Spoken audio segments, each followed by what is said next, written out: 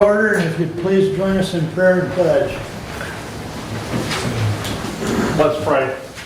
Dear Lord Jesus, thank you for this day when we can come and gather here and discuss and conduct the business of the county. Provide us wisdom in the decisions that we make. And Lord, enlighten our minds with the knowledge that we need to make the best decision for the county. We ask this in Jesus' name. Amen. Amen.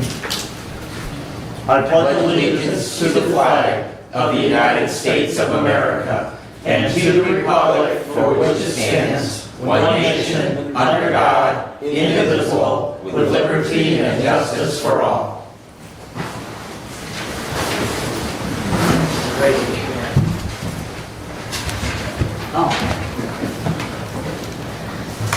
We'll have our first call out to the public. If anyone would like to address the board after receiving recognition from the chairperson and giving his or her name, public comment shall be limited to a period set aside at each meeting for such purpose. Each speaker shall have the floor for no longer than 5 minutes unless the board grants an extension. Board of Commissioners Rules and Procedures, Bylaws 5.13-3. Would anyone like to address the board at this time? Seeing none, there will be another public comment at the end of the meeting. I would entertain a motion to approve the consent agenda. Move to approve. Support. Any additions, corrections? Hearing none, all those in favor signify by saying aye. Aye. Opposed, same sign. Consent agenda is approved. Correspondence is listed in your packet. Any comments on correspondence at this time?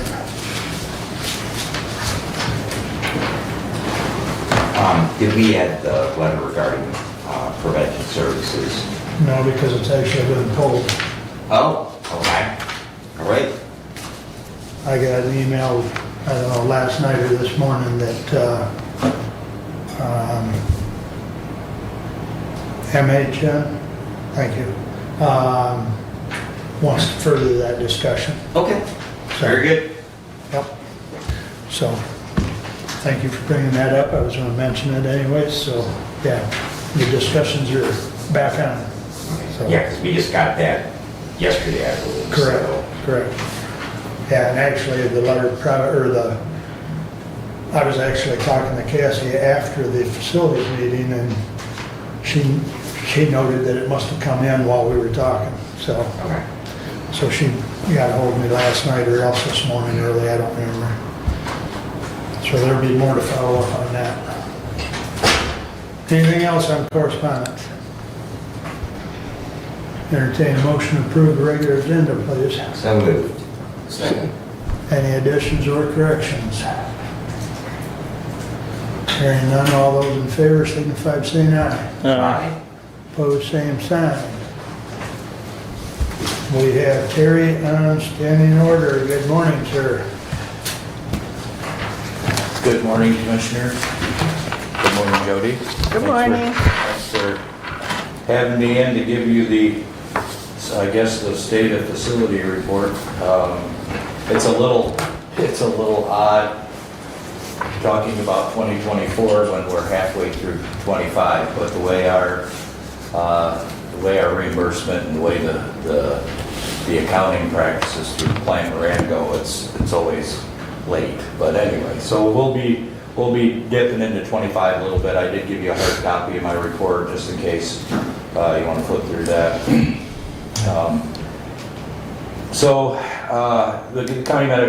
The county medical care facility continues to meet the challenges, providing quality care to the residents. Our staff is absolutely incredible, dedicated. You know, again, we don't have snow days or rain delays or anything like that. We're there 24 hours a day, 7 days a week. So can't say enough about our staff. We continue to adapt our workforce and adapt to the workforce challenges that pretty much everybody is experiencing and have over the last few years, and to continue to provide that quality care to the residents despite those workforce challenges and an enormous amount of regulations by the state and federal government. As far as the workforce itself, I'm not sure if you've heard, but the federal government, CMS, was looking at implementing mandated staffing ratios. In other words, so many hours per day per resident, provided by RNs, LPNs, CNAs, even into physical therapy, and that kind of thing. It's just, I did include our latest report. Happy to let you know that we exceed all of those proposed mandates. We exceed every single category. We broke those down for you in that report. Just to run through a couple. As far as the number of nurse staff hours per resident day, Michigan State averages 3 hours and 57 minutes. Hillsdale County Medical Care provides 5 hours and 5 minutes. So we well exceed the state average nursing hours per day. Registered nurse hours per resident day, 49 minutes, just less than an hour per resident. State average is 46, national average is 41, so again, we exceed that. Nurse aide, certified nursing assistants, hours per resident day, we provide 3 hours and 22 minutes, national average is 2 hours and 18 minutes, so we well exceed both the national and the state average for those, and we can go through the rest of those, including our the RN staffing, total nurse staff turnover, kind of an interesting figure. 34.5%, that sounds high for a turnover, but when you look at the national average of being 47% and Michigan average of 46, we're well under that turnover. Registered nurse turnover, this is kind of an outlier. Medical care facility 16.7, where the national average is pushing 44%. So we're doing well in all of those metrics. Looking at the number of staff that we have, we currently employ 285 employees, which is still down from pre-pandemic levels where we had reached a high of 377 employees, so we're still down a number of facilities or a number of staff members, but that is coming back, and we'll talk about that here in a little bit.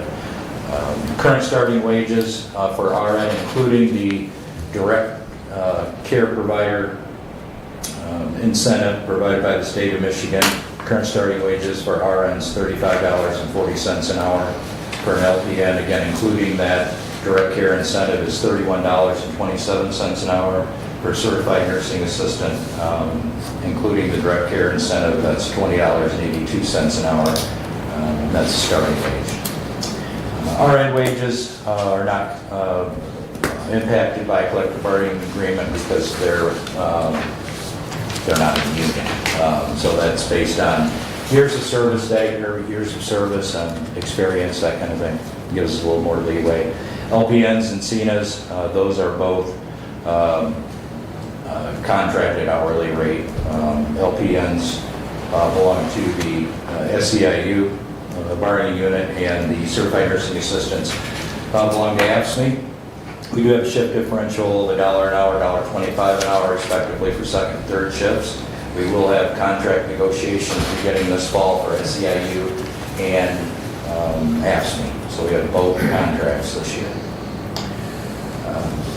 It is important to note that the governor did leave in the direct care incentive, $3.40 an hour, that's fully reimbursable by the state of Michigan. So that was put in place to help healthcare attract more staff, better staff, and that was $3.40 an hour. There was a non-direct care, non-direct care provider incentive that was 85 cents an hour, and in the new budget that they did double that to $1.70 an hour. So right now those are all included in our 26 fiscal year budget.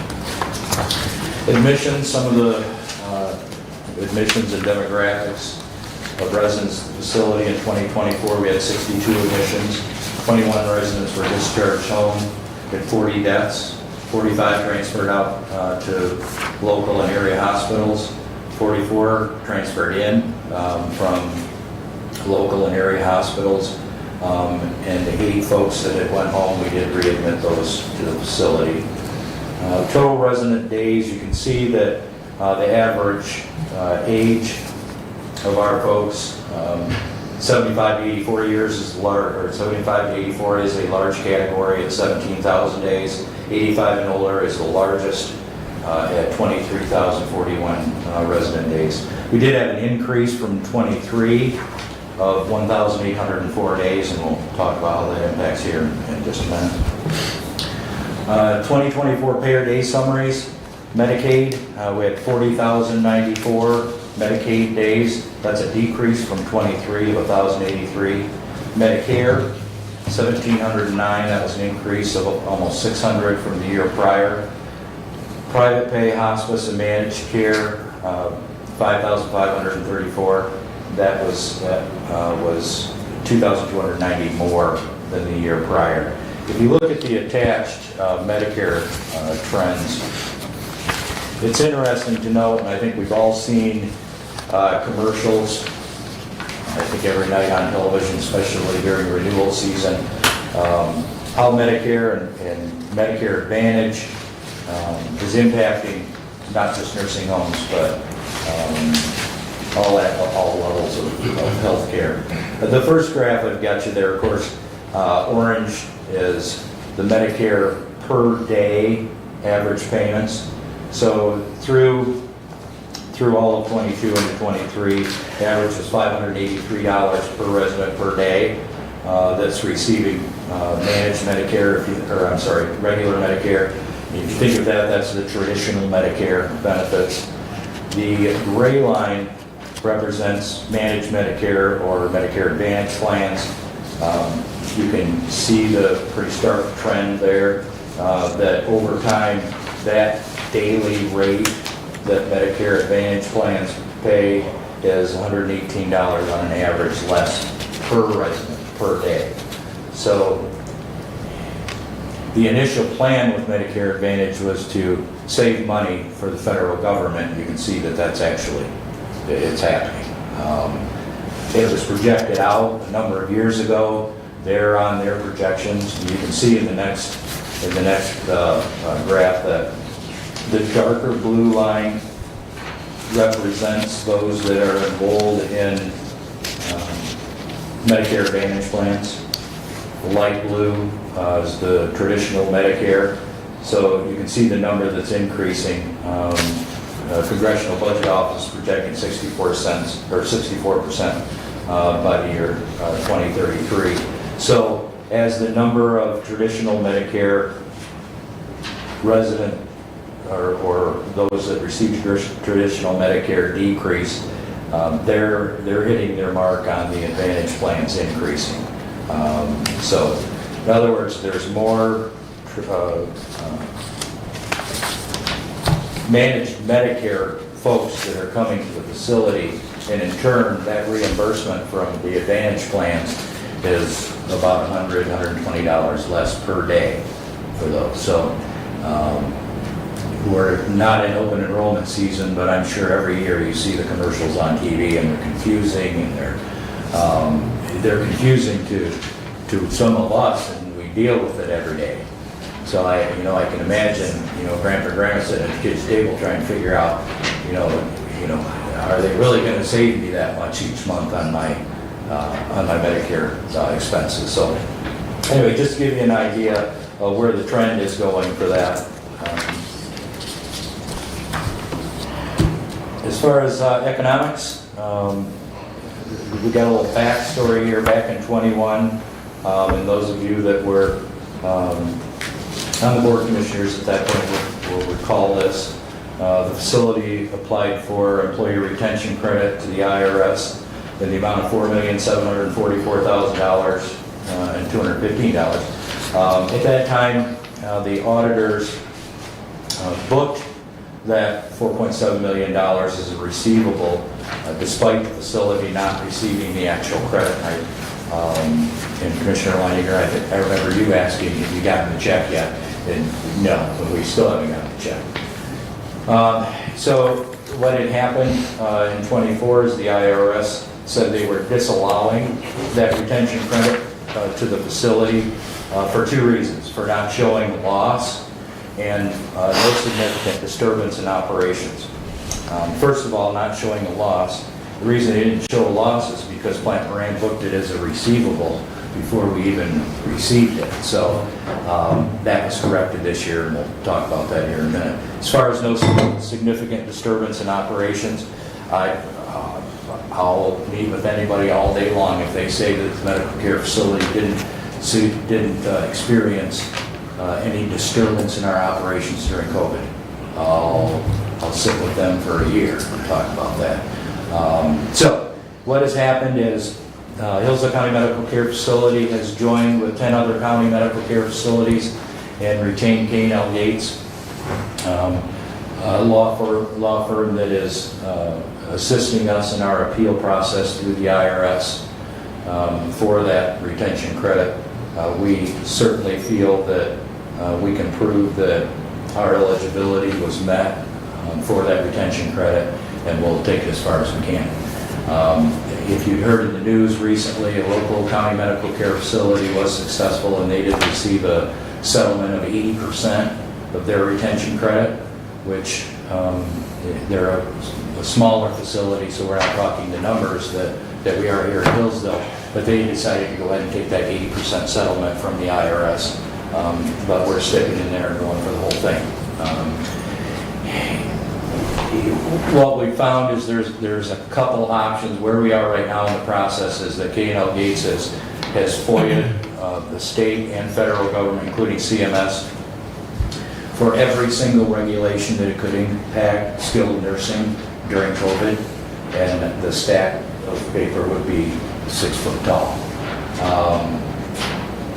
Both the state and federal government are going to have to supply that to the attorneys and prove their case that there weren't significant disturbances in operation during COVID. I think that's pretty clear. As far as the operation, not suffering financial loss during that, again, that is clear as day because it was booked as a receivable when it was never actually received in a check form. So we're quite confident in our case, and we're going to push that as far as we can.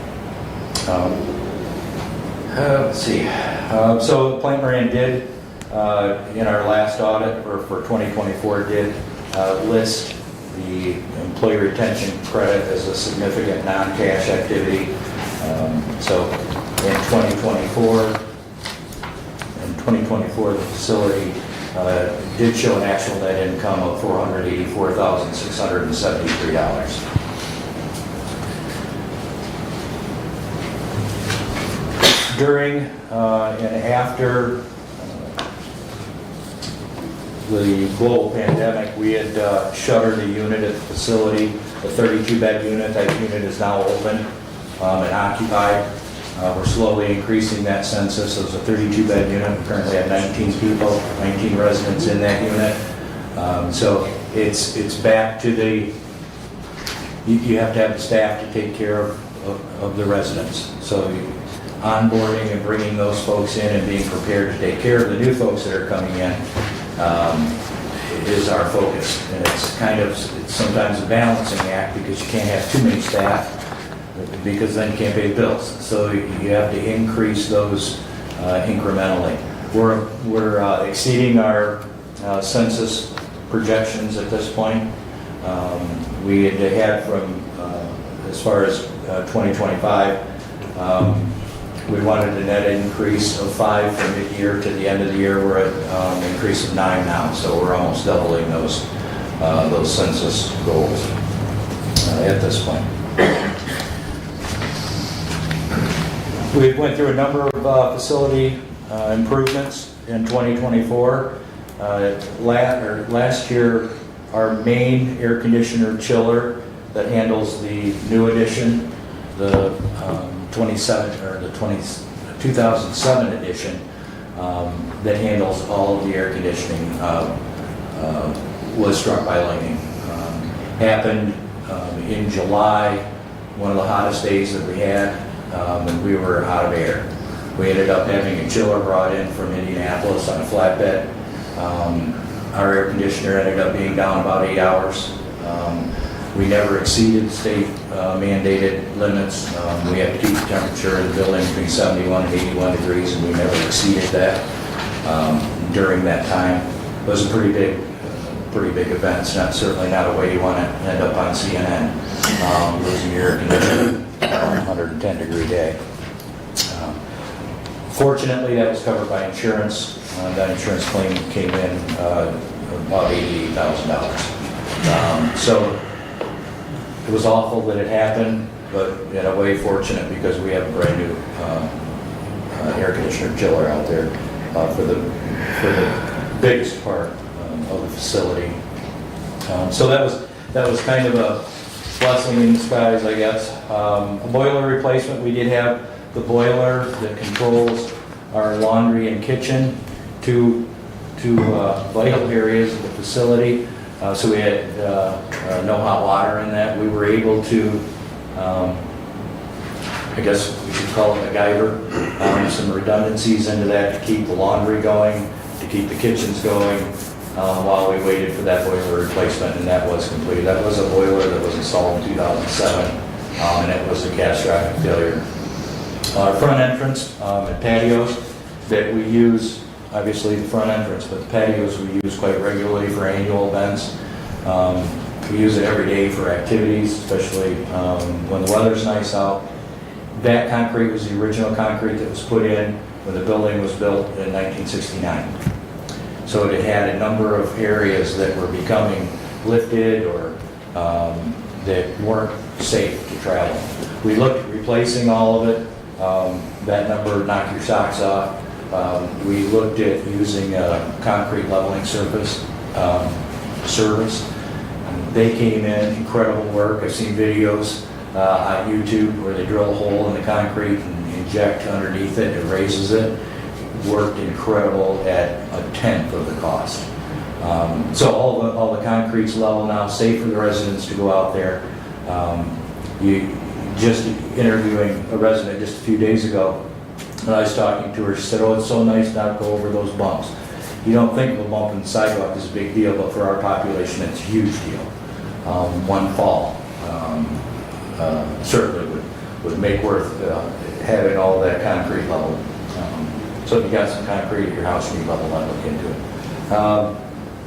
Technology improvements. Of course, with a limited budget, we have to take things a little slower sometimes, but we're taking steps to modernize and streamline our technology services and Wi-Fi availability through our electronic medical records, pharmacy, and referral management. We've upgraded 4K security cameras. Those were installed at the facility. We've added multi-factor identification for all administration users, just to kind of combat all the spam and the spoofing and all that good stuff that happens on the internet nowadays. We're also we're in the process of migrating away from leased equipment to owned equipment.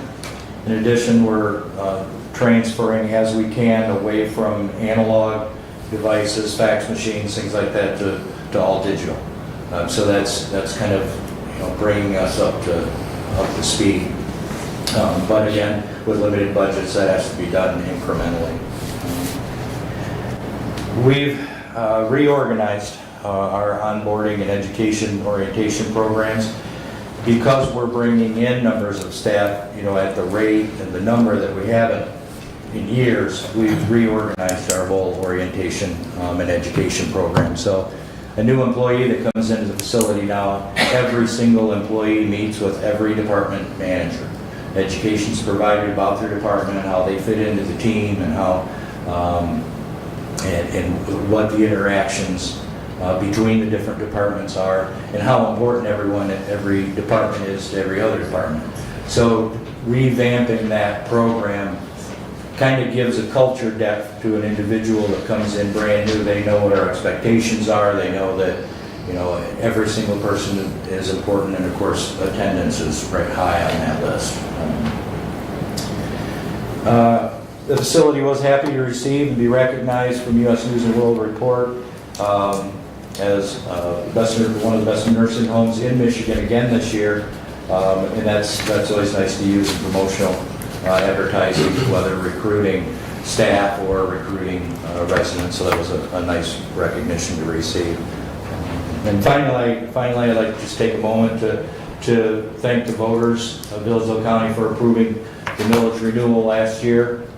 I think we all share dedication and you know to take care of our elderly and to provide them a place where they can meet with their families, that they can receive medical care, and they can continue living their life, you know, by making relationships and that quality care is extremely important. Not just in our quality numbers, but right down to the individual level. We expect to be taken care of by qualified professional individuals. Our residents do too, and that's what we provide to them. I'm open to any questions if you have any. Go ahead, Doug. A couple questions, just in terms of terms. As you said, you work with it every day and it's still confusing. One of the terms I wondered is the initiative for direct care. I'm not sure what that entails. The initiative for direct care. Direct care initiative. The extra pay. Oh, I'm sorry. The incentive. Or incentive. Right, Yeah. the incentive. That initially was provided during COVID to try to prevent current health workers from leaving the field and to also attract and keep new employees to come into the field. I believe it started at 90 cents an hour. It's been increased now up to $3.40 an hour for direct care providers, so that's RNs, LPNs, CNAs, and respiratory therapists. The non-direct care worker incentive, that's every other department, housekeeping, laundry, maintenance. So it essentially is a dollar boost or a number of dollars as a boost. It's not an extra service that the nurse is providing.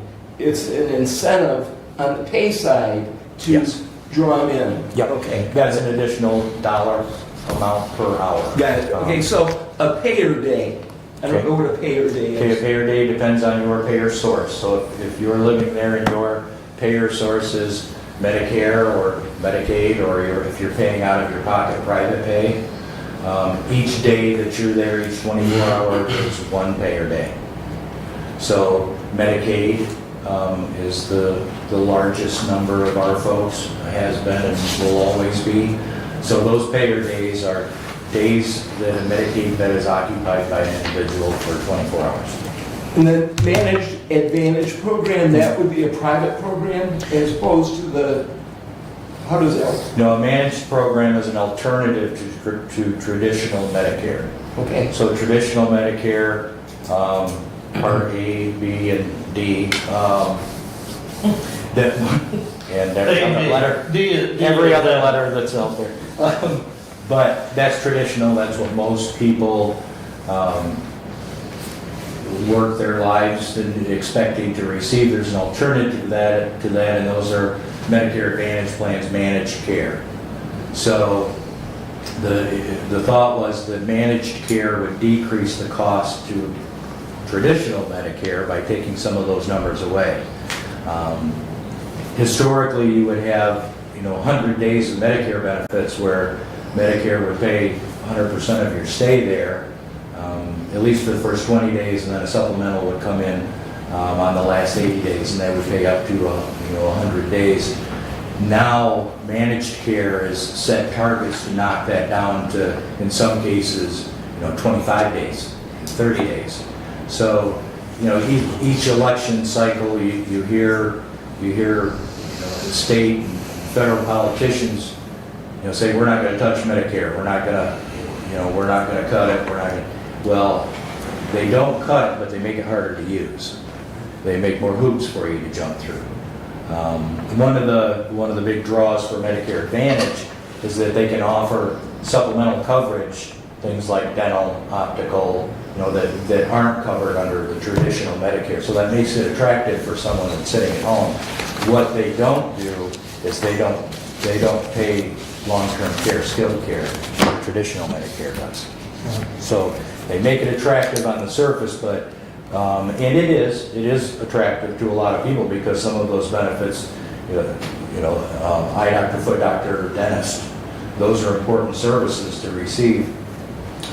But when it comes to long-term care, that's where they start crunching that 100 days down to 30 or less. And those extra benefits are pay up.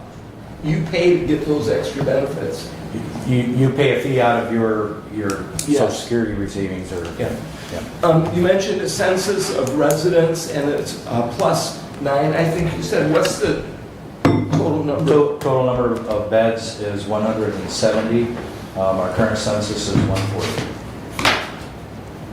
And then my last question is, the federal dollars that we're hearing about almost every day, what impact do you anticipate and, how's the planning for that? Okay. We are not anticipating a big change to nursing homes. Acute care hospitals, that kind of thing, are going to probably feel more of that. Another thing that impacts that is our rural setting. If we were in more of a metropolitan setting where our population may be made up from some of those folks that were included in the Medicaid expansion that Michigan went through a number of years ago, that chose to go through, that would impact those facilities. But the medical care, Hillsdale County Medical Care Facility shouldn't see a massive impact. The only way that it could is if they changed our daily rate, which what we're hearing right now is, and it's again more political speak, it's some of the cuts to Medicaid aren't actually cuts, they're reduced in the increase. So they're a reduction in the planned increase. So it's technically still an increase, it's just not an increase as high as was anticipated. Thank you. Any other questions? Karen, go ahead. Jerry, I appreciate you talking about the demand for beds at your facility versus the staffing, because that was actually on my list of questions for how that was balancing out. Because if you don't have the staff, you can't provide the services. So it's good to know that you're slowly being able to increase, and I'm glad to see that you get that section open back up again. But that I'm sure will continue just as we see in EMS. Those personnel, the steps to licensure, and getting them to come to work for your entity. It's a very competitive work environment still, so I appreciate your efforts on that. I do appreciate the updates in regards, because I know I've heard you talk previously about, we don't think about how old that facility, but I had just joined the Board of Commissioners when we were completing that. I know that I was facilities chairperson at that point when I first came on the Board of Commissioners, and that was a long time ago now. So the good news about that is we're coming towards the end of our borrowing when we bonded on that, and so that kind of leads to my next question, because it sounds like you have replaced that chiller, which I've heard you talk a couple times back, that the chiller and the boilers are definitely from that expansion in 2007. We're getting on the older side, so I'm glad to hear that those have been taken care of. But what projects are you anticipating on the horizon?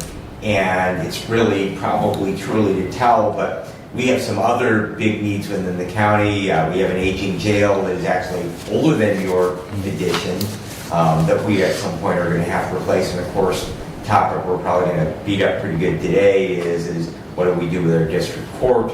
How are we going to pay for that? So what projects do you see, and do you have anticipation that we would have you be coming back to the voters to ask them to bond for improvements to your facility?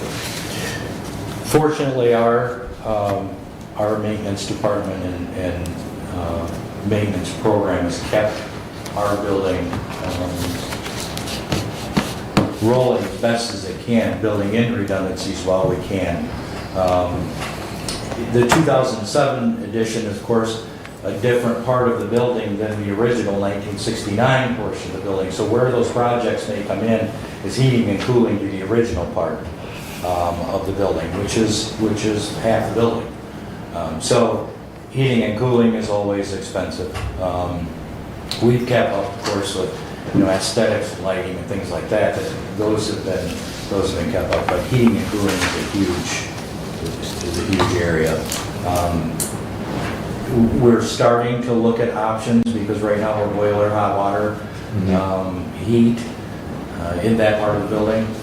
So looking at retrofitting, heating and cooling units for that old of the building, they would all be custom units. It's kind of like a hotel room with the air conditioner in the wall. So making a decision to transition away from that older technology that's not as not efficient as it could be now with mini splits and things like that, or doing an entire forced air system. So that's kind of our elephant on the horizon, I guess, as far as a big expense to the physical plant of the building. Thank you. Yep. Any more questions? So you said your current census is 140. Yep. Looking at your repair days for last year, you were about 129 average. Yep. Okay. So you're actually up Right. 11 then. Right. Rather than that. And the goal was +5 permanent. And again, it's not a set number because some of our folks come and they're there for 2 weeks for rehab after a fracture or something like that. But that +5 was a long-term number. What is your Medicare or Medicaid reimbursement rate now? Medicaid reimbursement today is just about $400 a day. Okay. $390 something. And that's the reason I hesitate, because there's quality insurance incentives that go on top of that, but the base Medicaid rate is right at 400, a few cents less than 400. And you talked about the Medicare Advantage and that compared to the person Medicare. Irregardless of which one they're on, though, the maximum number of days is still 100 days.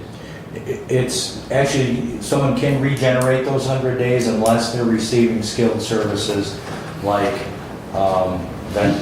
ventilation services, tube feedings, things like that that will go on indefinitely, that could go on indefinitely. Then they would max out at 100 days. If someone comes after for a rehabilitative stay after a big bone fracture or something like that from the hospital, then if they go 30 days without receiving skilled care after the completion of that last day, they can regenerate all those 100 days again. So that 100-day max is solely for folks that are on long-term skilled care.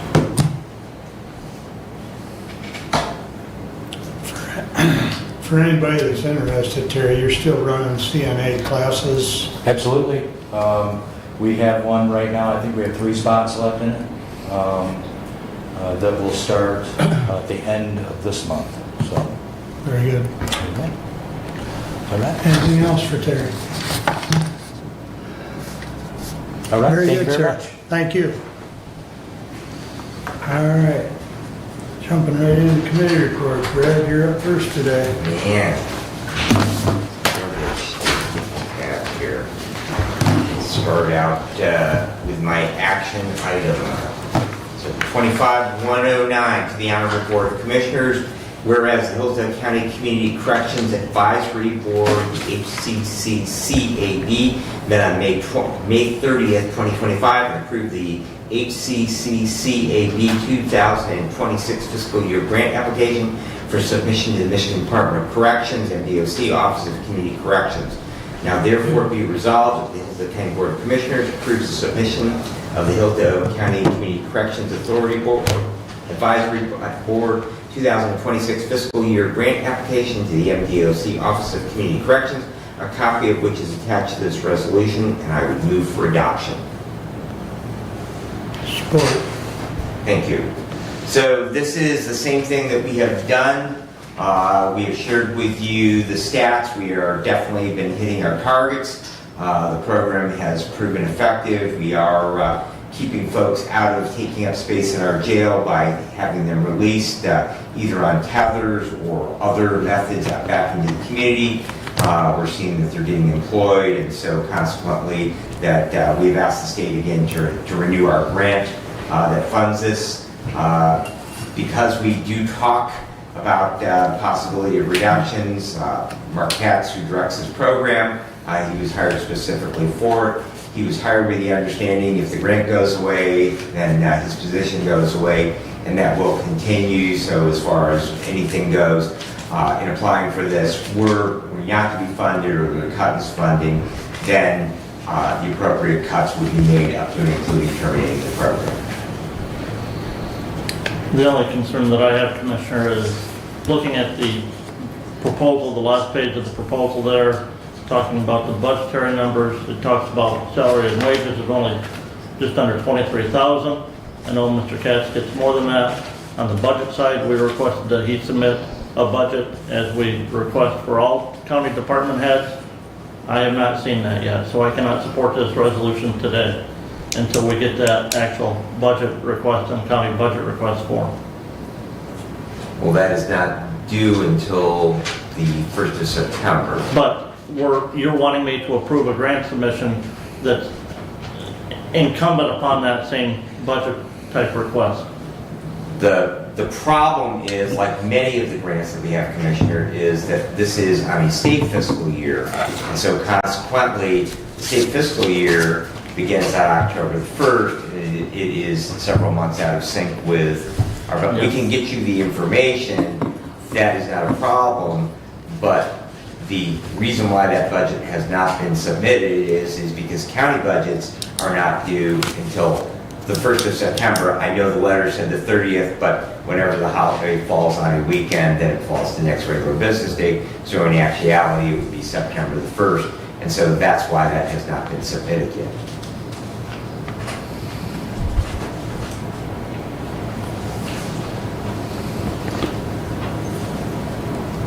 The total funding request, if I'm reading this correctly, is 132,835 and change. Correct. Thank you.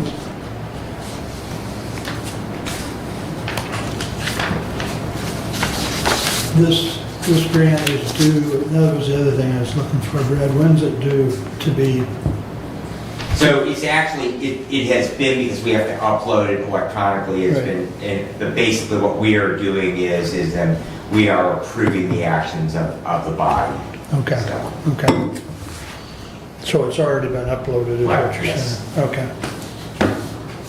What is the date that it would be due?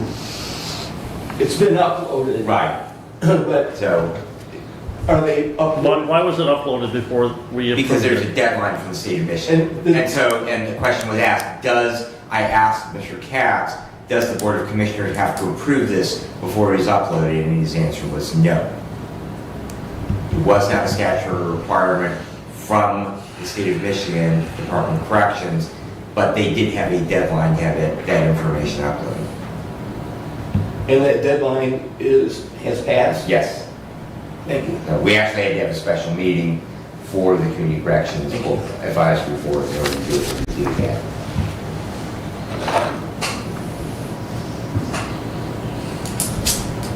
I'll see if I can find out. Commissioner, I come back to this, the tail wagging the dog. I'm sorry. This request should have been brought to the Board of Commissioners before it was submitted. And I've told even the juvenile court administrator the same thing, that his budget request that he submits for juvenile grant from the state, we need to look at it at this body before it gets submitted to the state. It's our job for oversight here at the county level. You can say, well, the money's coming from the state. Great, we still need that oversight. It is my understanding on our grant policy, and I would hold to the same standard many of the grants the sheriff applies to, that unless there is a match, we do not require the approval of this body prior to the submission of those grants. And there is no grant, there is no match required. Does this grant provide the county money for space? We have that discussion. That is not part of our grant policy, Commissioner.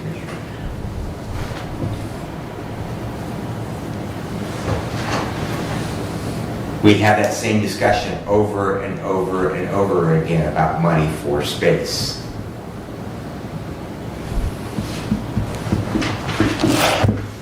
Further discussion? Hearing none, roll call vote, please, Ludy. Commissioner Collins is absent. Commissioner Wiley. Yes. Commissioner Benzing. Yes. Commissioner Leininger. No. Commissioner Ingalls. Yes. Thank you, Commissioners. Passes 3-1 with one absent. And I will check with Mr. Katz, Commissioner Leininger, and see if we can get that information to you post haste. On July 23rd, I did attend a program put on by the Great Start Readiness Project, Better Birth Outcomes. There was excellent discussion. One of the subjects that comes up again and again and again is in regard to transportation for the population of our county. We have a large amount of our population outside of the city of Hillsdale, where Dial Ride Services, Key Opportunities does have some routed transportation, but it is generally difficult to coordinate that in regards for doctor's appointments, things like that. And so there was a discussion about that and other factors that were affecting full-term pregnancies and addressing low birth weights. Commissioner Collins also did attend that. Department heads met on the 25th. Building inspection reported that construction continues to be robust. New homes within the county are averaging between $350,000 and $375,000. It amazes me that people are able to construct houses in that price range, but I know on a national basis we're probably far below the national basis. Circuit Court is rolling out electronic filing. We will be one of the first courts in the county. As Doc said, I appreciate your input on that. At department heads, I know District Court has long been working with that, and you had some good advice for Circuit Court in times of day when they can expect outages in that system. So thank you very much for your input on that. And I did want to highlight on that. I did mention about our budget submissions. We did have discussion that per the state of Michigan's SOPs, that the deadline for budget submissions will be close of business on Monday, September the 1st, rather than August the 30th. So Mark and I did meet with the Lenawee County Administrator on the 5th of August regarding our ongoing discussions regarding the medical examiner. Costs will likely be going up next year due to additional positions. They have asked the Jackson County Board of Commissioners to approve a couple of additional positions out there, and that will affect the billing to all three counties. We also do expect some increases in rent costs. I did get, Commissioner Wiley and I did meet on Friday. We went over that budget for the medical examiner, and that has been submitted to the finance office. They did get that done last night. And all three counties will be meeting via Zoom on August the 27th. And that will be some interesting discussions.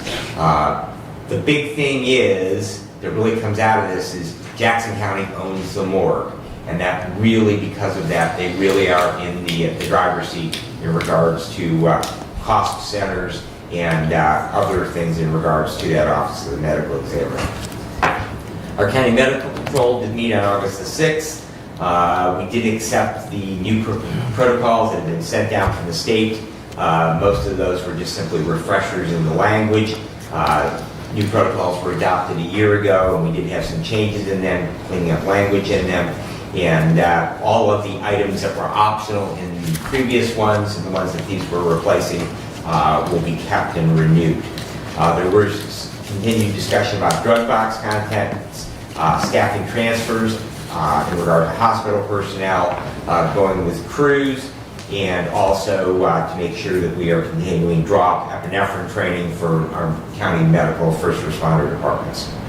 The County Security Committee met on August the 7th. Emergency Management Director Laudermilk will facilitate our County Security Committee meetings going forward. We are trying to schedule an active shooter training for September. The sheriff is working on that. He has a couple of deputies who are certified in that training, and we will be having that for our various buildings. We have a number of buildings that we need to get that done in, and we hope to be able to get that taken care of in September. Jason will also be coordinating fire and tornado drills for all of our buildings. I did talk again with Shannon Clevenger from Lifeways this morning about, but I've had some follow-up, and we will be conducting a mental health first aid class either in January or February. That will be in-person, single day, so it'll be a full day and in person, and it'll be most likely out in the conference from Lifeways here in Hillsdale. And the last time we did that will be 3 years in 2026, and that is the recommended renewal period. Plus, we've had a number of new employees join, so there are some requests from the courts. And we will also be seeing some updating in our IT requirements. New passwords, security passwords will be getting longer, and it will be very likely we'll be adding multi-factor authentication. The commissioner's budget is complete. Again, Mark and I met on that, and that will be submitted this week. And that concludes my report, unless there are questions. I believe the budget chair had asked that, or at least he had mentioned to me, and correct me if I'm wrong, but you wanted to bring that commissioner budget kind of to the floor for discussion at the next meeting? That and the medical exam, not at the next meeting, at the first meeting in September. Okay. So, but they've been submitted, so he wanted to bring them to the full board. And we probably should do that collectively. Right. Just as a sidebar note. So, appreciate it. Commissioner has a question. Please. Yes, is there a date for the active shooter? They have not set a date yet. They were trying to work that out with the courts. And then as far as first aid and some of the other training that is going to happen, will certification go with that? The plan is yes. We now have on staff, Jason is, and Tracy Peter is, Magistrate Doc Setter is, American Heart Association certified trainer for CPR. And so, and there is a certificate from the American College of Surgeons in regard to stop the bleed. And so all that has to be done as a roster upload. I'm a certified trainer for that as well. And all they have to do is upload a roster and then certification can be issued. So yes, the answer is that there will be certifications provided. Excuse me.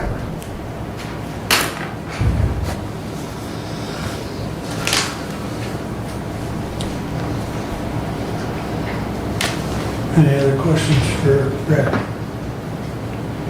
All right. Your turn, Brad. Just a quick report today. As Commissioner Benson said, budget requests have been sent out to each of the department heads. The letter says August 31st, Commissioner. I stick to that date, August 31st, which is the same date in our personnel handbook for the deadline to request changes in classification schedules. August 31st. We're not delaying it. It's August 31st. And that was at the budget request to keep with the deadline in the personnel handbook. Mary Lake, the drain commissioner has got cost estimates there. I'll be talking with the finance director to see if we can do a similar type of funding mechanism on Mary Lake that we did with Bear Lake, and need to get that back to the drain commissioner because he hopes to start that project here later this year when the boating season is over. Commissioner, you mentioned earlier the substance use disorder letter that had been put in the packet yesterday was taken out. We do have a prevention works meeting on Thursday at Lifeways. Chris Firestone, who kind of coordinates that, told us at our last meeting that she has submitted her resignation to Lifeways and is going to be leaving the agency in the near future. And I don't know the exact date on that, but she's stepping out and entering the self-employed world and taking on a new adventure. So we wish her the best in that, but we do have a meeting this Thursday. We have opioid committee meeting tomorrow morning. I think we're anticipating hearing a request on some advertising opportunities here geared towards youth, to try and keep them from getting addicted to substances. Everybody should have received the email request from the email notice from the drain commissioner regarding some of those major drain projects that are undergoing. M99 was delayed, as you all saw in that email, until next week. But at least the tile is working in some aspects. It's been done already because the southern port of Lake Worth has gone down. So there's some receding in that water level there. Last week July 30th, I had the opportunity to travel to the state capitol and testify in front of the Labor and Economic Opportunity Subcommittee, looking at appropriations requests that were submitted by state representatives. Our state representative allowed us to submit a request for some funding out at the parks. I want to thank our parks department for getting me the numbers that we needed for some of that out there, and Mr. Works for participating in that testimony as well. So it'll be interesting to see. I made a comment to the committee that in the near future I'll be sitting on the other side of the dais meeting with different elected officials and department heads discussing the similar thing that I was there as a requester on, requesting money. And if you want to listen to about, I think, over 20 hours of unique testimony on different projects that were requested across the state, go to the State House YouTube site, and many good projects. A very hard decision that I think that committee will have to make as far as their recommendations. And that is all that I have. Any questions? Go ahead. Yes, thank you. Commissioner, regarding that testimony, can you tell us a little bit about the project that Hillsdale County has requested? So we requested, the request was funding for the roof for the community center, as that roof is almost 30 years old now. Requested money for the parking lot at the community center, and requested some funding for the roads at the community center. And we did request about $1.5 million in funding for dredging of the lakes out at Lewis Emery Park. And that would be, my point is that you need to request enough in order to make it to the radar screen, that a roof on a pavilion probably isn't good. So the total requested dollar amount, Commissioner, was $1.8 million. Thank you. Go ahead, Brad. I just wanted to comment about the M99 project because, and Mr. Clark, thank you for, I know that your agency isn't working directly, but it definitely was helpful because with that Clark Drain project going on, that we basically were cutting off access for Woodbridge Township Fire Department to the southern part of our coverage area by having Clark Road and M99 blocked off, because that was our alternative route. Clark Road down to, and I said Mr. Clark, Mr. Griffith, I'm sorry, my apologies. I know Commissioner Weider was looking, full strings let me on that, but I was thinking Clark Road and Clark Drain, that basically we were going to route down Clark Road to Camden Road to bypass at M99 construction, and because that they were doing both those at the same time, we would have no access to that southern portion of the county on paved roads. So we do greatly appreciate the week difference in the timing out of that, so thank you. Anything else for Brent? All right, Doug, I believe it's your turn. Thank you. Before my action item, I have an update on 2 informational meetings that we have had. The first informational meeting was with the judges. We had Judge Stuyvesant, Judge Lisney, Commissioner Wiley, Commissioner Ingalls in attendance. Concern was expressed that District Court might be relocated to the historic courthouse as it exists. It was also agreed that 25 Care Drive is the intended location for District Court.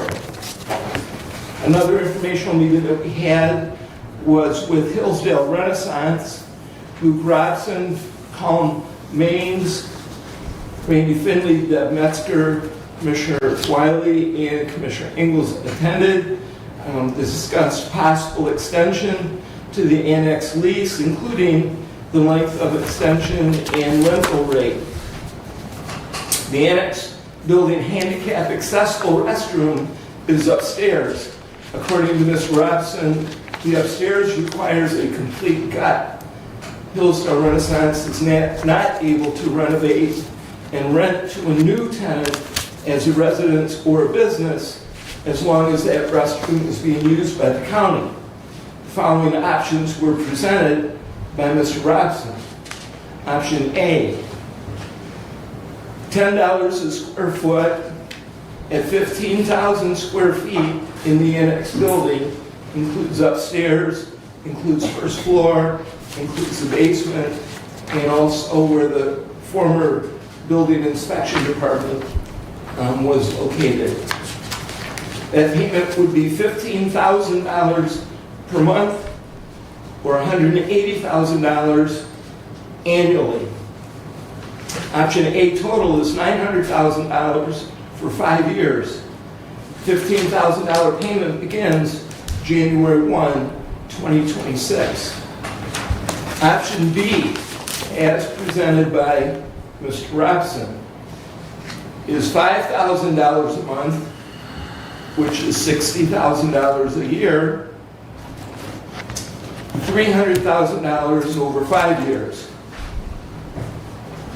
plus $200,000 paid to the city of Hillsdale for their TAP grant project.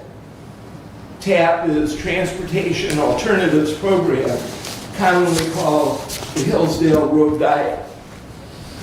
Option B, total is $500,000 over 5 years. $5,000 payment begins January 1, 2026. We have in front of you today a letter from Hillsdale Renaissance, which is a letter of intent, commitment to the Road Diet project. This was not in our packet, so I'll read the letter. To Hillsdale County Board of Commissioners, it is with great enthusiasm that Hillsdale Renaissance, the landlord, and Hillsdale County Board of Commissioners, tenant, express our shared commitment to contributing positively to the community we serve. This letter of intent outlines the mutual understanding that as part of our lease arrangement, tenant will set aside certain funds to help advance the M99 calming plan, the Road Diet, an initiative that reflects values we share, the most notable being economic revitalization of the city of Hillsdale, the seat of Hillsdale County.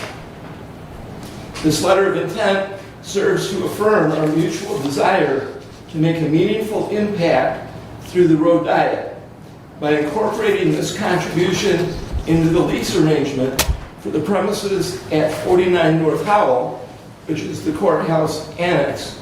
Both parties are committed not only to successful business relationship, but also to betterment of the city of Hillsdale and its residents.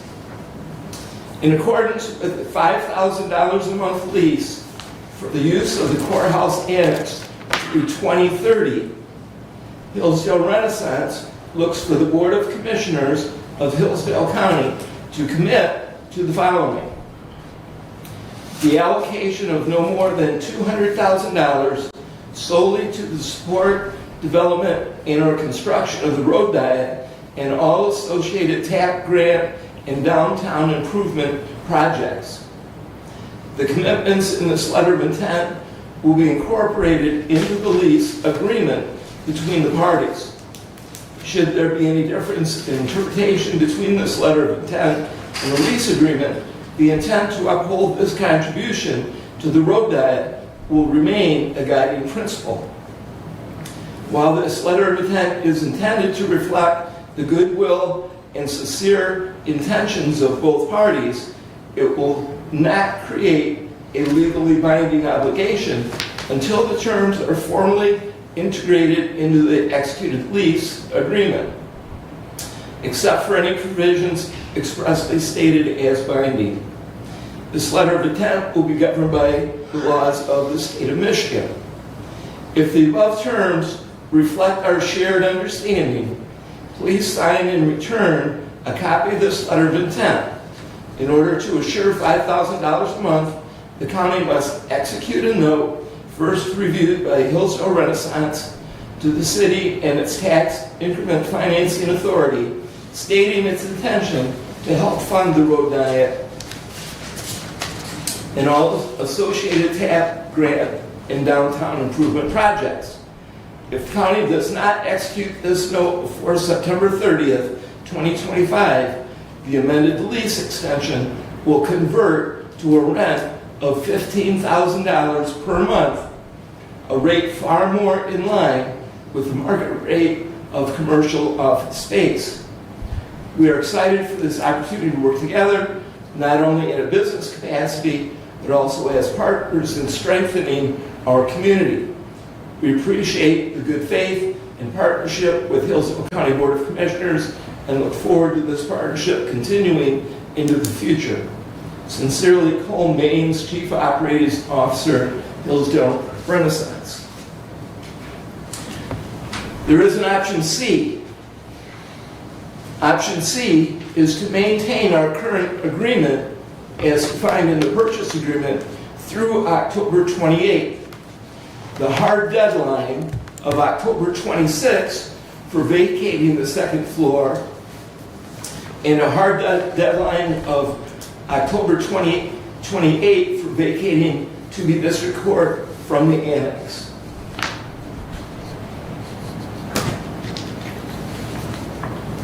Further comments, discussion?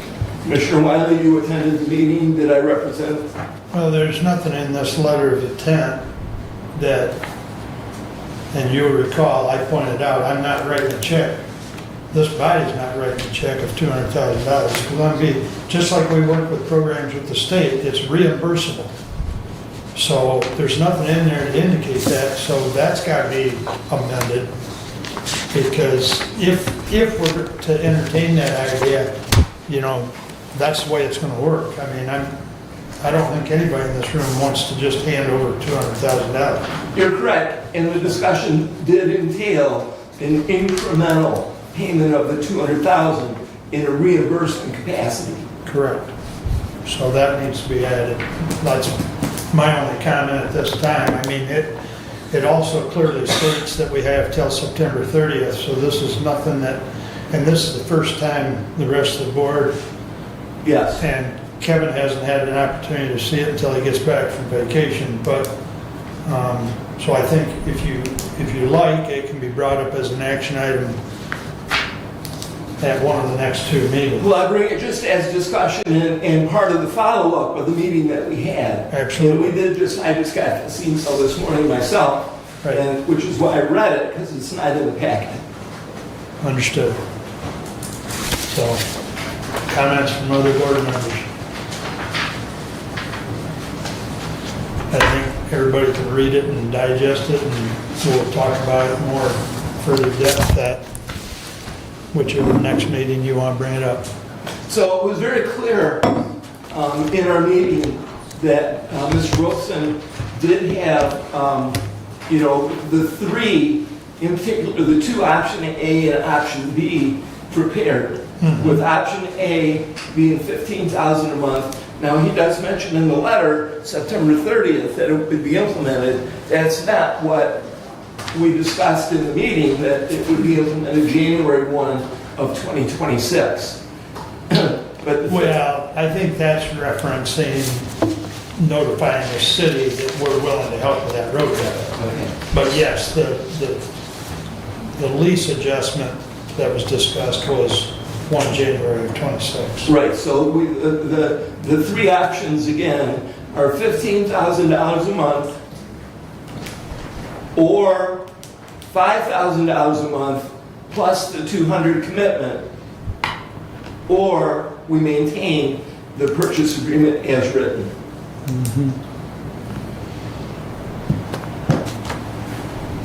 Unless there's further discussion, we may continue.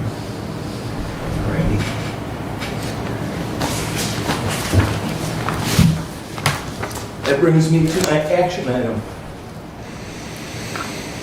Resolution 25107, August 12, 2025.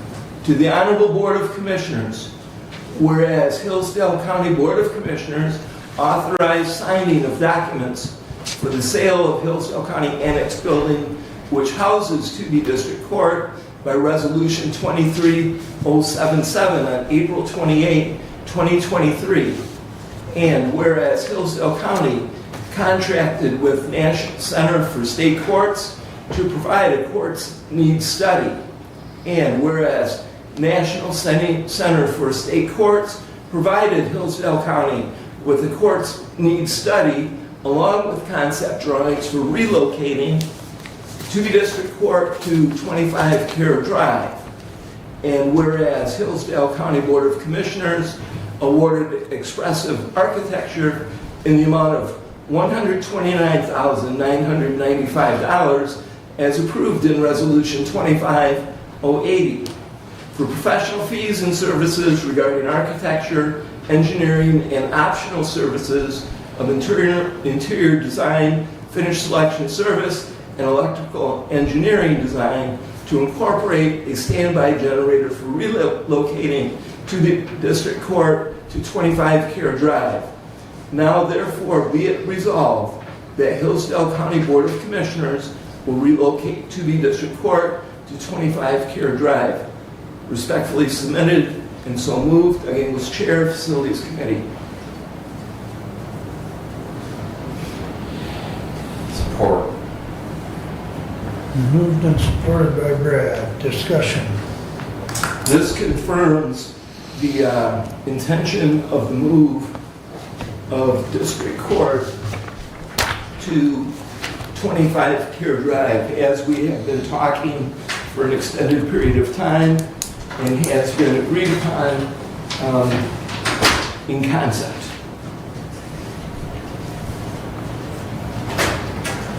Discussion.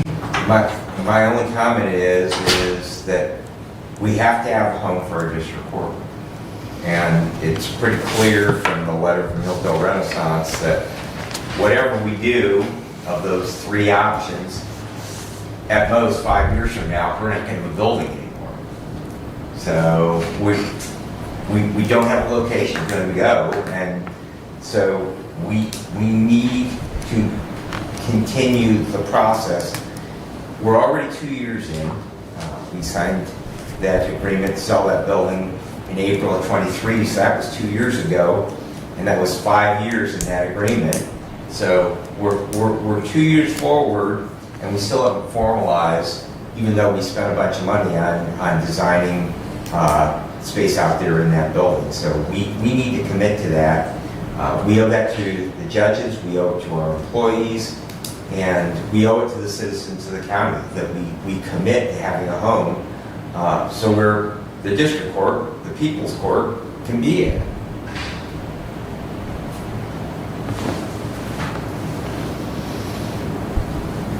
Commissioner, you know that I will never support this. Financially, the county can't support this.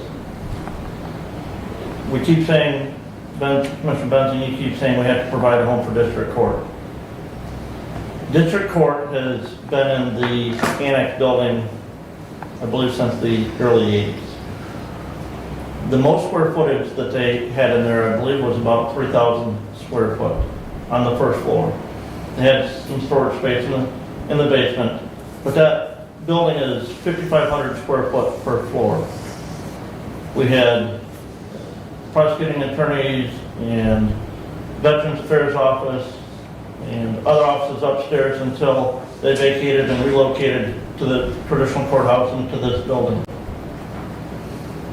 We had building inspection in the east portion of that building. From 2 years ago when we sold that building, when district court only occupied at best 3,000 square feet on the first floor. Why are we now looking at a building of 9,600 square feet? 3,000 to 9,600 square feet. That is tripling the size. Nowhere in the National Centers for State Courts reports or the other studies that the county has paid for in the past does it say we need that much square footage for our district court. I looked at the design layout that we got back from the architect for 25 Care Drive, and I counted 21 workstations. Our district court currently has 10 employees, and we're going to 21 workstations.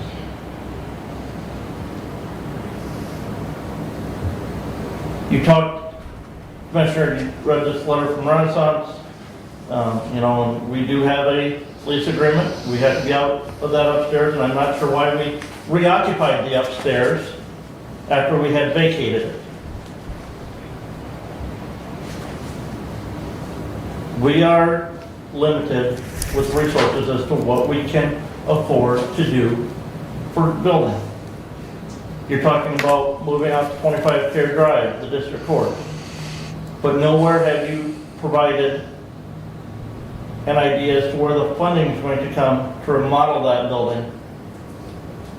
I remind the commissioners that when Lifeway vacates that building, our county revenue is going to decrease $130,000 to $150,000 a year. The MERS report on the sheriff's pension that was in our last packet, if you look at that in the next 5 years, our projected contribution is going to increase $150,000. In 2 years, next year, now, at the end of 27, I believe it's 27, the Lifeways or the mental health millage expires in the county. If that's not renewed by the citizens of the county, by the voters, we have to put $194,000 that we're obligated to fund Lifeways annually back into the general fund that we are currently funding out of those millage monies. That's $500,000. Just those three things. Where is the money going to come from to remodel 25 Care Drive for a district court?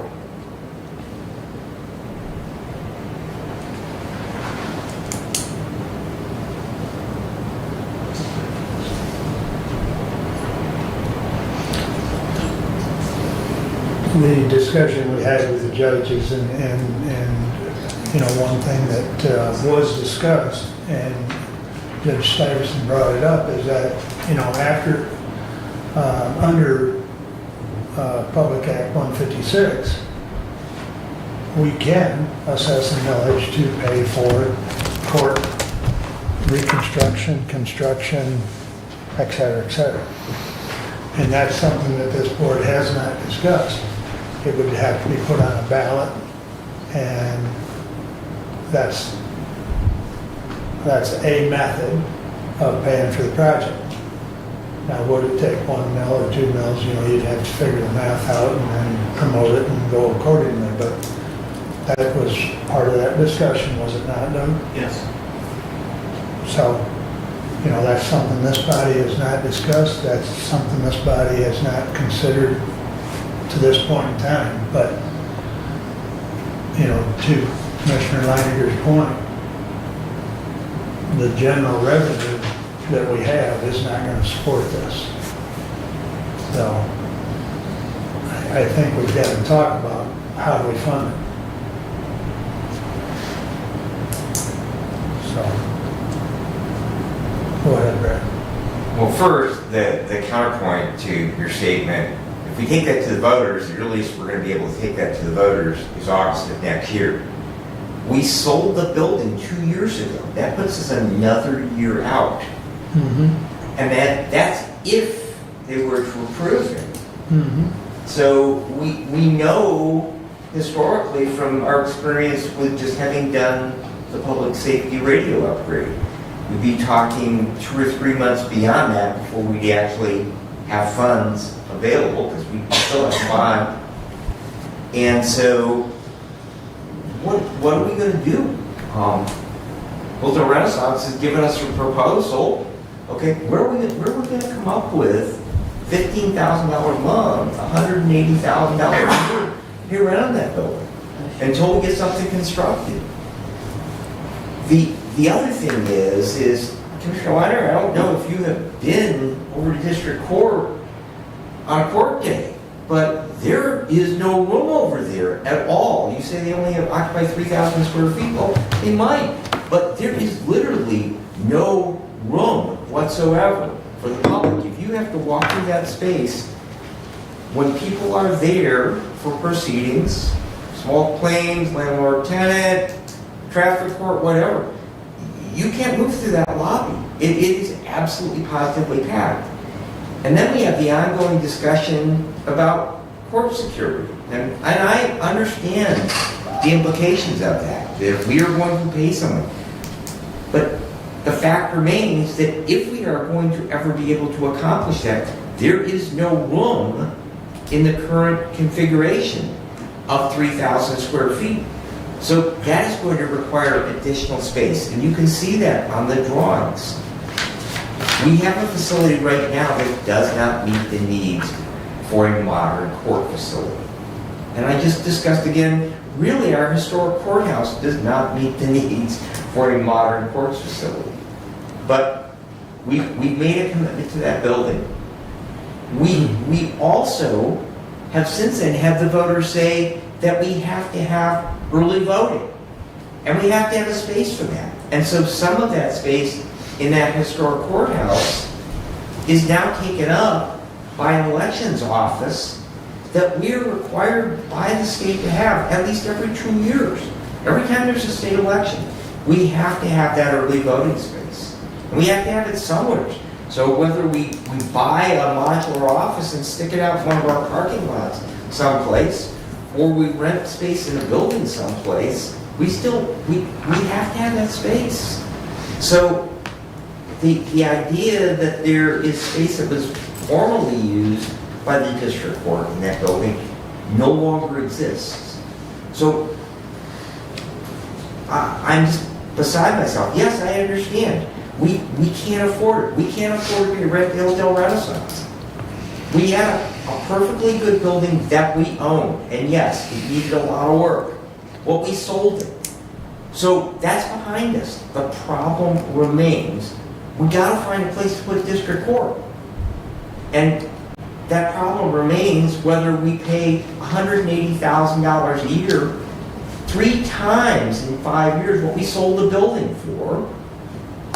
3 times what we sold the building for in 5 years. At the end of 5 years, we still don't have a building, but we spent almost $1 million on rent. So we have to get off the dime and make a decision here, and then figure out how the heck we're going to pay for it. So we got to move forward with this, because if we don't move forward with it, well, I can absolutely guarantee you we are going to get sued. And that's going to cost us a bunch of money. And we're still going to have to fight out for district court. So I just don't know what we're going to do here. But we got to do something. We got to get off the dime. Go ahead, Brent. Commissioner, just to refute a couple of things there. First and foremost, we at the county level are not required to host early voting. That is not a requirement that was instituted by the citizens. The citizens said early voting is to be available, but it's not that the county clerk's office hosts that. That was an agreement that the county entered into with all of the local units of government that they would do it. But that could end, and that location for early voting could be moved. It does not need to take up 1,500 square foot of space in that building, 500 square foot, whatever it is, all the time. The other thing is, starting in April of next year, underneath the current lease, May of next year, underneath the current lease, we're to pay $500 a month for the space at the courthouse annex. That's the current lease. And we would pay that then for 2.5 years. $500 a month. To interject, that's for downstairs, the existing district court space. It does not talk about upstairs, which actually is where the handicap accessible bathroom is.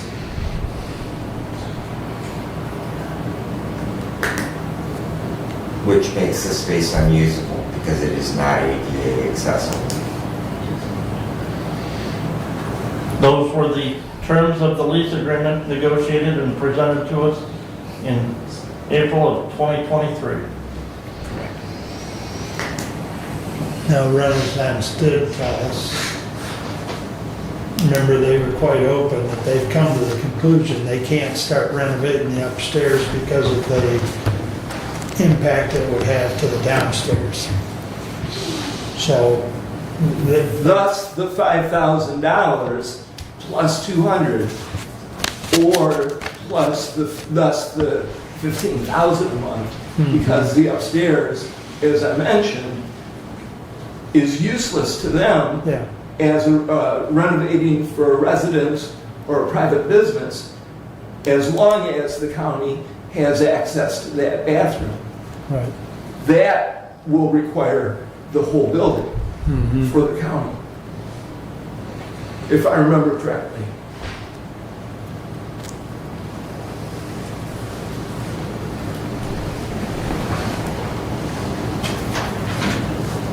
Yes. Commissioner Leininger, you talk about what we can afford and what we cannot afford. Here's what also we cannot afford. We cannot afford $15,000 a month rent. We cannot afford $5,000 a month rent plus $200,000 to the city of Hillsdale. District Court, the annex and District Court must be vacated by 2028. This resolution is brought, and we must define a home for District Court. That is the purpose of this resolution. That is the intent of what we've been moving towards for an extended period of time. We're spending $129,000 on architect and engineering drawings. We have intended all along, or we wouldn't have voted to approve that expenditure to expressive architecture for the drawings, unless we intended to go to 25 Care Drive. This resolution says that we will follow through with what we've intended. That's what this resolution does. So you yourself, at that meeting with the judges, said that we've got the drawings. It doesn't have to be 25 Care Drive. That could be a new location because we've got that drawing. Again, And that's part of my problem with this resolution. As I mentioned to you, it is very restrictive as far as it restricts you to 25 Care Drive. You could park a building anywhere on property we already own because you've got the drawing, as you mentioned to the judges. to follow through with that theory, if you crunch the numbers, the most cost-effective still is the renovation. Part of the reason for doing the drawings is to get what the numbers are in terms of cost. It certainly is going to cost more to use those plans on a new building than it's going to cost to renovate an existing space. The option then to go into the courthouse, we've seen what that is. That's an addition required, whether it's 10,000 square feet, 15 or 20. We have 3 options on doing an addition in order to house that court in that building. That, we've gone past that. That was not the direction that this board wanted to go. It was very clear. We have moved forward in a fashion towards 25 Care Drive. And again, that is what the intent has been. This needs to be formalized for, as Commissioner Benzine says, for the court, for the people in our county, and for our employees. Not only our employees that work in the court, but for our facilities department to make plans in order to accomplish the renovations. You know, it's not a snap your fingers or wave a magic wand in order to make these things happen. It takes planning, it takes conversations, it takes meetings, it takes all the elements, and it takes dollars. The most cost-effective way is the way that we need to move forward on. The option, Commissioner, that you mentioned in terms of staying in the historic courthouse will cost us more money. It will cost more, not less, than going to 25 Care Drive. This resolution will define 25 Care Drive. It does not have a timeline, Commissioner. It has a destination. That's the purpose of this resolution, so that we have a destination formalized in place for our district court.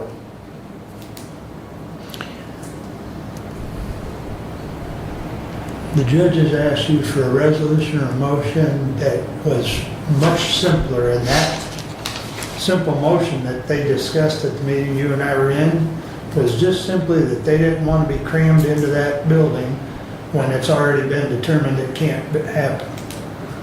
And, you know, I think I expressed my concern to you that this is very specific, and it goes above and beyond what they had asked for.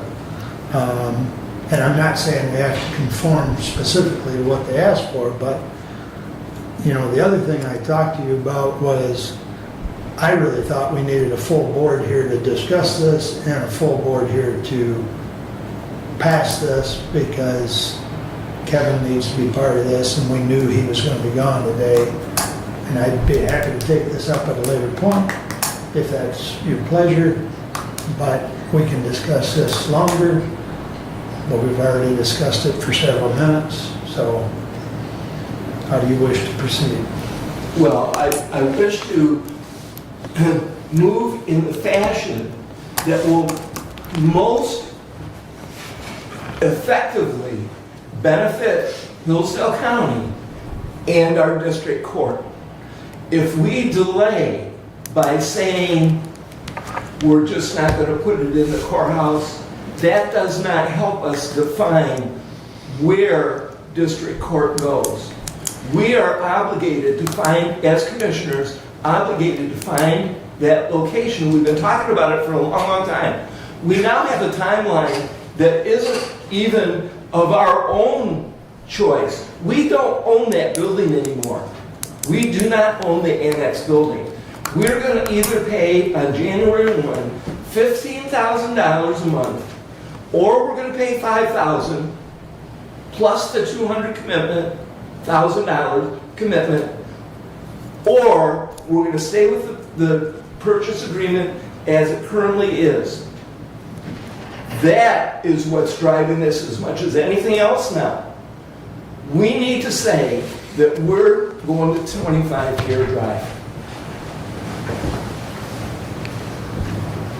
Further discussion, Mr. Benzine. Mr. Leininger.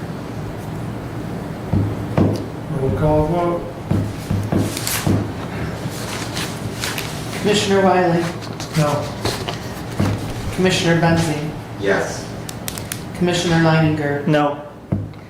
Commissioner Ingalls, Yes.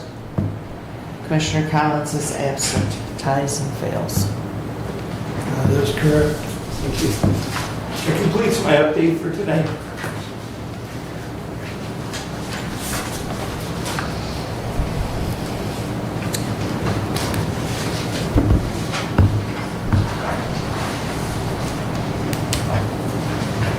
If it comes to me, I'll come back to it. I had a question for you.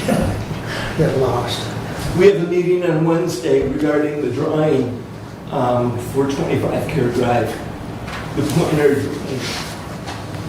I believe that's at 10 o'clock, isn't it? Yeah, or 10:15, following an opioid meeting. Yep. Okay. So do we still need to have that meeting? We haven't decided that 25 Care Drive is where we're going. I think we still have the conversation. So are we going to 25 Care Drive or aren't we?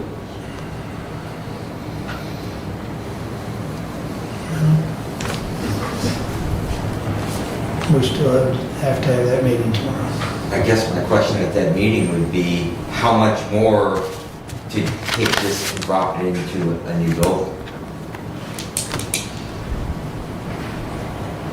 Or do we tell Expressive to stop the process and send us a bill for time spent? Say that again. We've contracted with Expressive at $129,000 to do drawings for 25 Care Drive. I can't responsibly say that we should continue with that. We should stop that bus if it's at all possible. If we're not going to 25 Care Drive, how responsible is it for us to spend more money on a place we're not going? That makes no sense to me. Well, we can have that discussion tomorrow.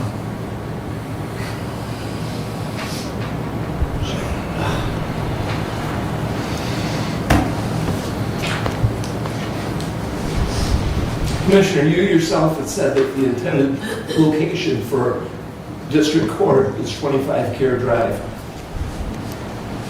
I've said it, but I don't want a restrictive resolution that doesn't allow us to. We haven't even discussed the millage issue, which still concerns me because you don't know how you're going to pay for this. And statutorily, we can ask for a millage to pay for something like that. We're going to start paying $15,000 a month rent starting January 1.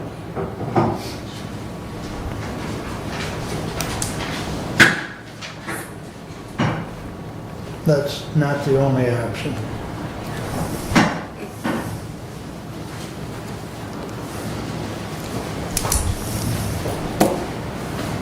And I believe another thing that came out of that meeting was the judges wanted to meet with Kevin to bring him up to speed, and that's another reason, and I don't know if that meeting has taken I've been place. told they did. Okay.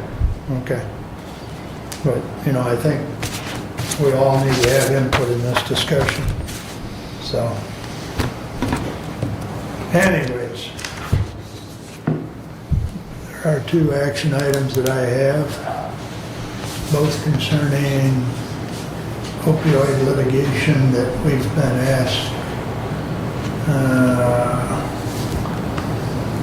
Council has asked us to Resolution 25-01 or -108, resolution authorizing entry of participation agreements and partial settlement of the national prescription opioid litigation and entry of state, local government intra-state agreement concerning the allocation of settlement proceedings. It's in your packet, it's several pages long, I'm not going to read the whole bloody thing. However, what it boils down to is that... Just point of order, yeah, are you going to introduce it as a resolution, or are you? I'm going to introduce it as a resolution. I was just going to make the comment before I asked for adoption, was that it gives us additional funds from additional settlements that we weren't already entered into. So, and And then I would ask for adoption. So is that a motion for 25-108? Yes, please. I would support. As you're well aware, there have been multiple litigations throughout this opioid settlement process. And this would simply return some of those monies that, since we're a litigant in the process, and being represented by counsel, they have advised us to enter into this, and the entities are listed in that resolution that, are part of this particular litigation. It would bring us back, if I recall correctly, our portion of it would be approximately $256,000, I believe. So, Over the, On top of the 2.5 million that we're Correct. already anticipating. On right, top but of it would that- be over a similar period of time. correct. I Well, believe it's the next yeah. 10 years. Some of these are 10-year, I noted in there, 9 years, or some, 4 years, one is lump sum payment, but This one's set up on 10. So I think the whole thing would,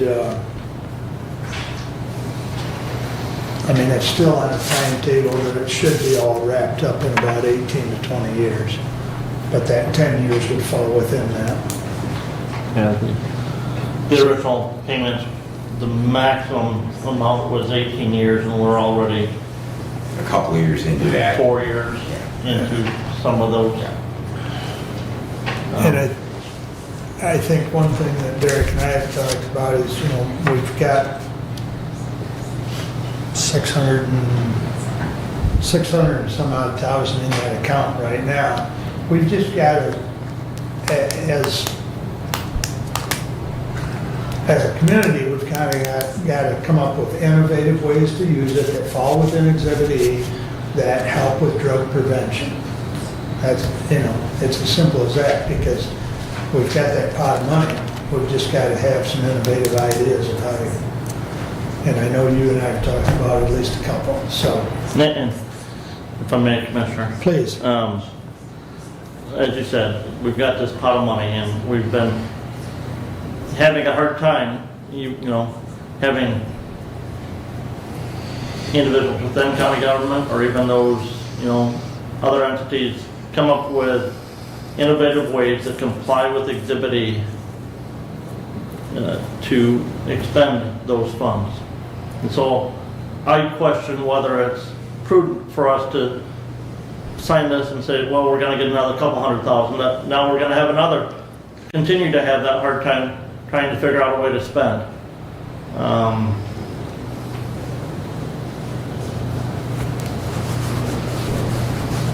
And it's being paid for by the pharmaceutical companies, yep. And where do they get their money from? The price of their prescription drugs. Yeah. And what has happened in the last 5 years in the price of prescription drugs? They've skyrocketed. And so, I know our council is advising that we take this action, but I can't support it. The only comment Tim and I talked about this briefly, that, he felt that, we should take it. Derek and I had some of the same thoughts, how do we expend it? The one thing that I know some other counties have done is they've used it. Now, the one thing you can't do is you can't subplan it. But some counties that didn't have a drug court like we've got have established a drug court by using this money. And we know that our drug court, family court, et cetera, all operate off of grants. What if those grants dry up? This money that's sitting in an account could then be used for those courts that have been so good at helping individuals in the county as far as the family treatment court, the drug court, et cetera. So in the broader picture, we have no idea if those grants are going to continue. And I guess that's the one thing that I'm looking at, is this would be a backup for us to keep those courts going. Because if other counties have used it, then I would say it's no longer sub-planning if we don't get the funds, you know, we would, that's just a thought, gentlemen. But, further discussion? Roll call vote? Commissioner Benzing, Yes. Commissioner Leininger, No. Commissioner Ingalls, Yes. Commissioner Collins is absent, Commissioner Wiley. Yes. Passes 3-1 with one absent. 20, resolution 25-0, or -110 is similar in context. It deals with Purdue Pharma and Sackler family as defendants. And it, once again, is recommended that we join that litigation. So I would recommend adoption of 25-110. I'll support. Thank you. The 3 pages of their resolution is in your packet, or 2.5 pages, but I don't remember if there was an exact amount assigned to that particular one. I don't believe there was. But I believe that's ongoing litigation. Any discussion on 110? Roll call? Commissioner Leininger, No. Commissioner Ingalls, Yes. Commissioner Collins is absent, Commissioner Wiley, Yes. and Commissioner Benzing. Yes. 3-1, one absent. Thank you. I will get those signed and sent back to the attorney. I believe I signed it, or maybe Abe does. On that one? They're all for you to sign. Okay, Flag. lovely. All right, that takes care of my action items. One thing that Brad and I have discussed, we actually have a Zoom, I believe, at 1 o'clock. It looks like Dave sent us that link. Yep. We were informed, find my note here. We were informed that labor attorney Gary Satchel, who has been with Keller Thomas for some time, will be leaving the end of this month. Now, she will finish up the changes that I had submitted via our meeting with the employee committee as far as the handbook, a lot of which were clerical, we'll say, because some of them were just word changes or, wordsmithing. There was a couple other things that we talked about, and then that'll come back to us. There is some other things that Brad and I have talked about, such as some things that IT wanted in there. That's not ready at this time, so whomever we choose as a new attorney going forward, and I think this body needs to decide, we've got labor negotiations. Do Brad and I contract with Dave, what's his last name? I don't remember. I've got it wrote down here somewhere. This gentleman that Brad has reached out to, and I have talked to the former mayor of Marshall. He has been their attorney for a number of years.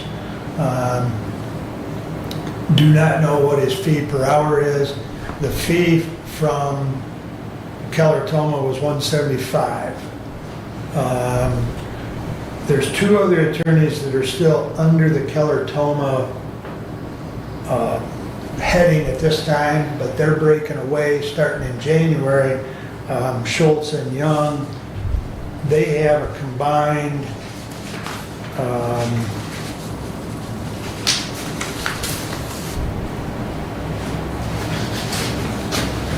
50 years of experience.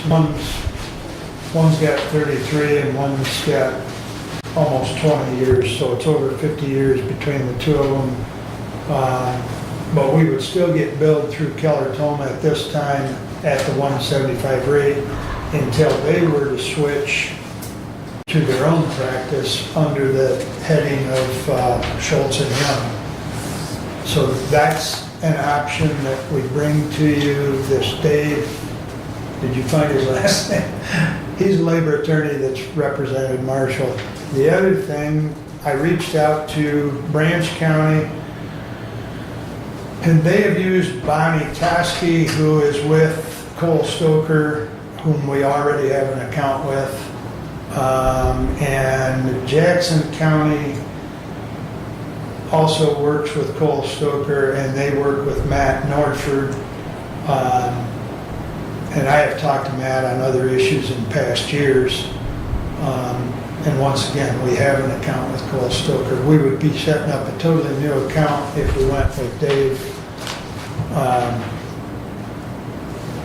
But I guess Revor is his last name, Brad? Revor? Yeah. Yeah, Revor. We're kind of in a pickle here, gentlemen, because labor negotiations, we should have had a meeting this month, and neither Brad or I are comfortable starting labor negotiations without an attorney sitting present.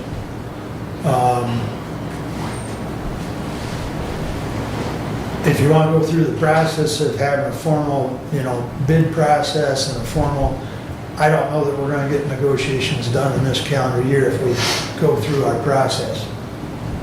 Well, professional services don't need the process, correct? Well, that's what I bring to you. That's why I want it as an open discussion, and I would agree with you, and I guess I'm looking for direction. Well, Brad and I are both looking for direction.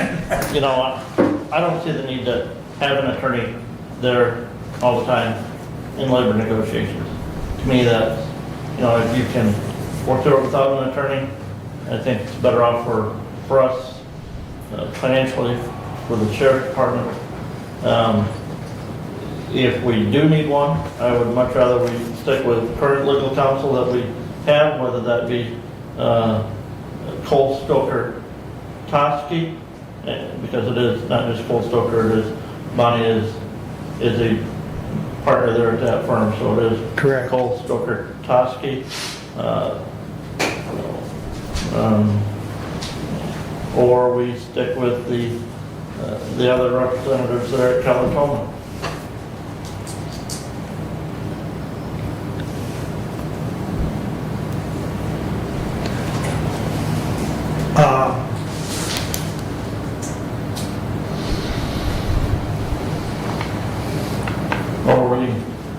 Mr. Griffiths here, I know, I don't know who they're using right now at the road commission for their negotiations.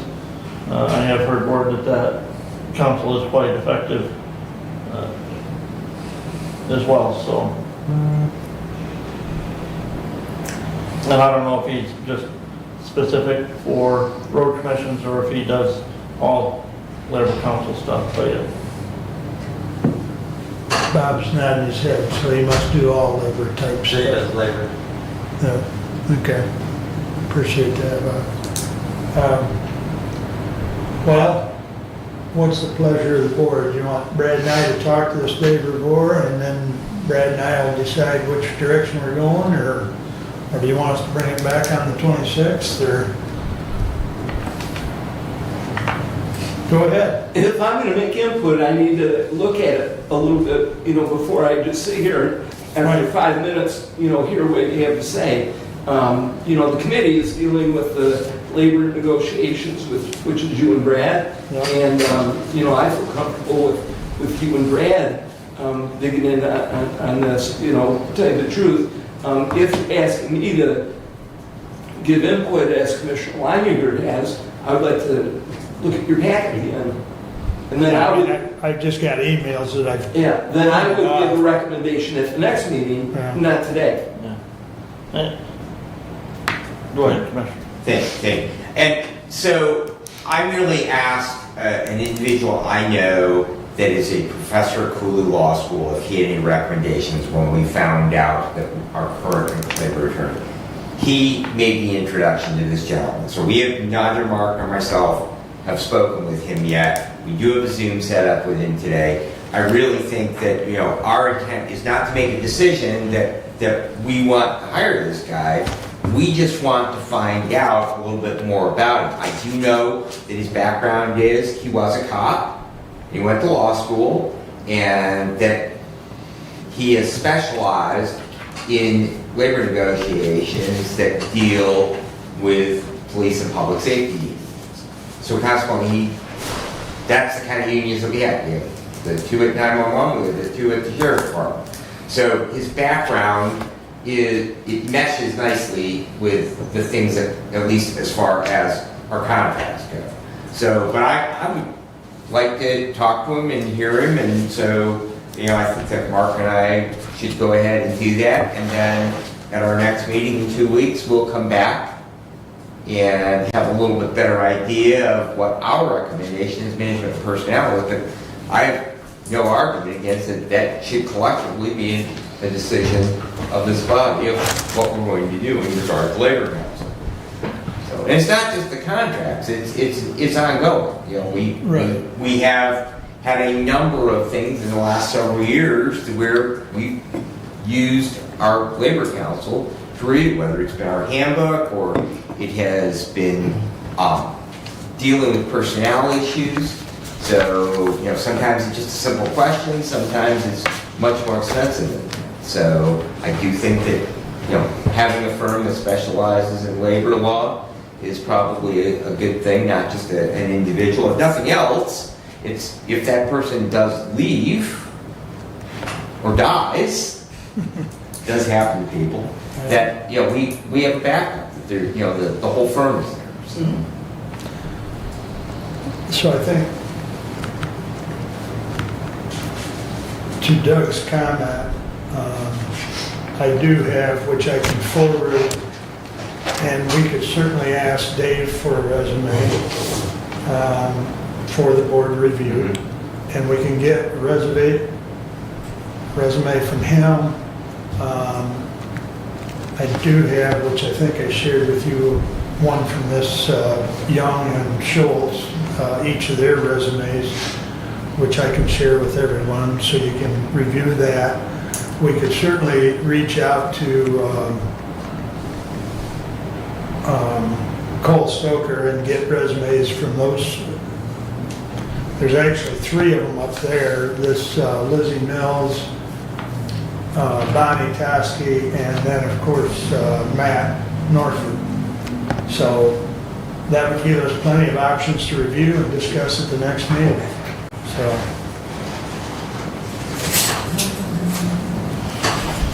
and I think from a fiscal standpoint, we're also looking at, what the rates are, because Gary did tell us that she told me on the phone that she'd be happy to take us with her to the new practice that she's going to.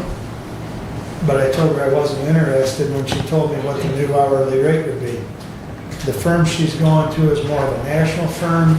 It's more high profile stuff, and it's $400 an hour. So that ended that discussion pretty abruptly. So,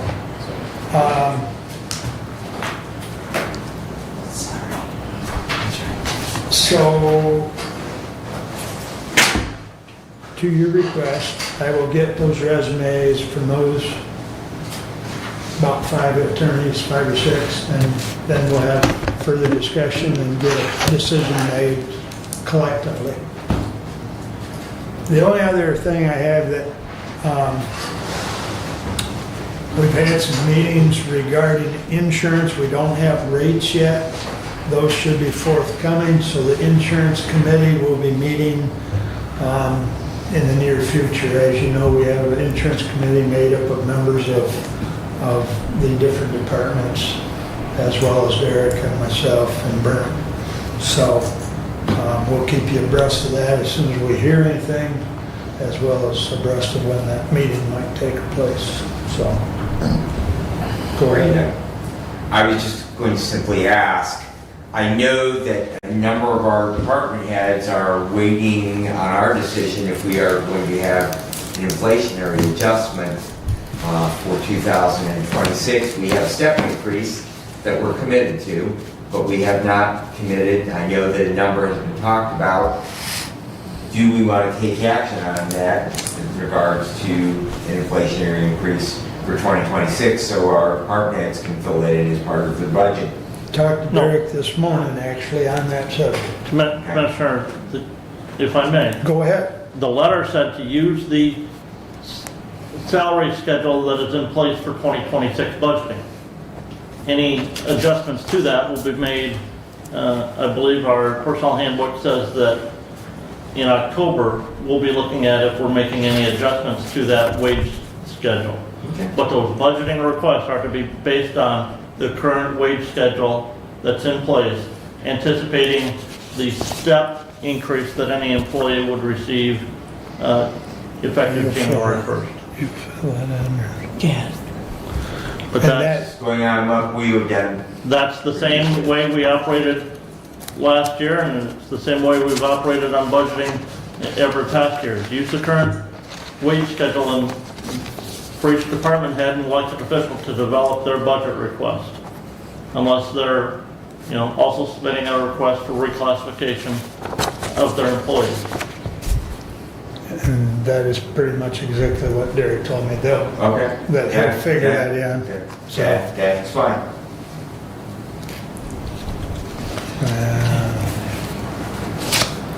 Okay.